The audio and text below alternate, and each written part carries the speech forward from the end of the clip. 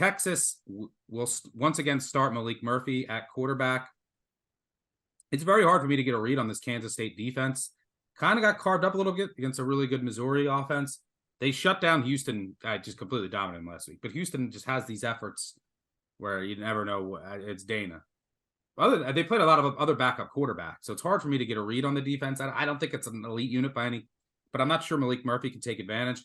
Last week, underwhelming performance. He was efficient at times. He wasn't really throwing deep that much. He had a pick where there was a miscommunication, like what you would expect from an inexperienced quarterback. There was a miscommunication on a rush snap, and he should have thrown it away or ran with it. He also had a fumble when, a running back and offensive lineman ran into each other. It wasn't all his fault, but these are the mistakes you're going to get.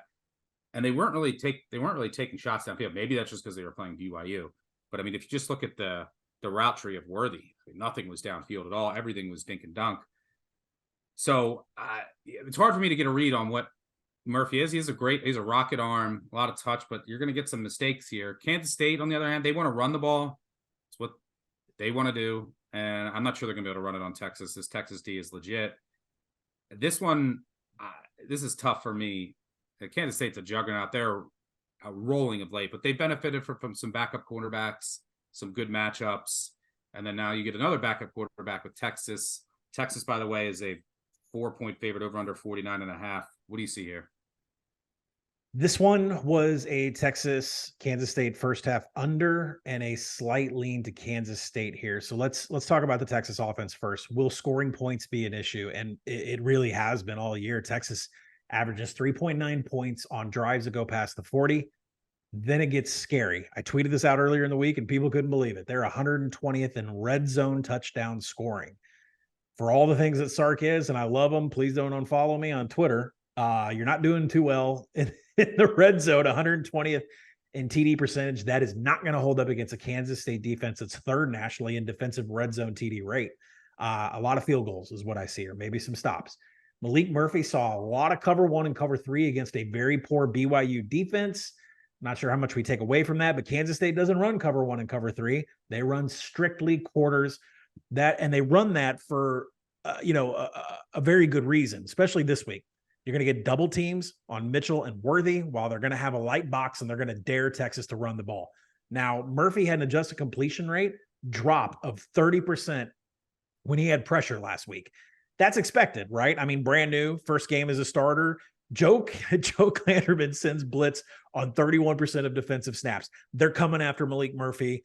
I think everybody else saw that when he has pressure, he tends to try to throw a fastball as fast as he can. So that's probably going to be the game plan. We'll see how it works.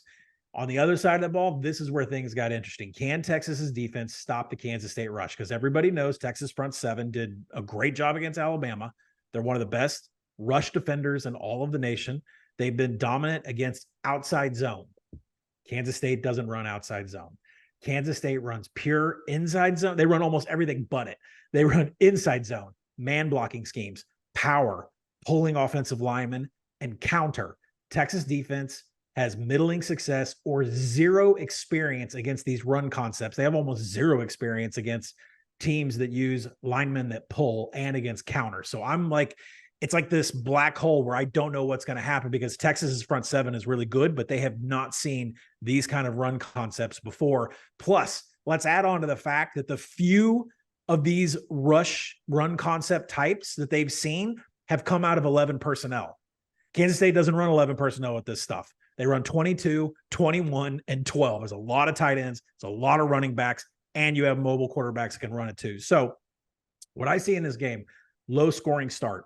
Murphy's going to see quarters for the first time ever. Kansas State is going to run a bevy of run concepts that Texas defense is just, I don't know if they're going to move with the motion. I don't know if they're going to follow both tight. I don't know what they're going to do. I mean, they're athletic enough to keep up, but it's a lot to handle. So I see a very low scoring through the first few scripted drives of the game. I suspect there will be adjustments between Kleiman and Sark and the entire game, but Kansas State's advantage in running the ball, along with flashing quarters to Murphy, has me on Kansas State. It's not a huge play, but I'm on Kansas State in this game.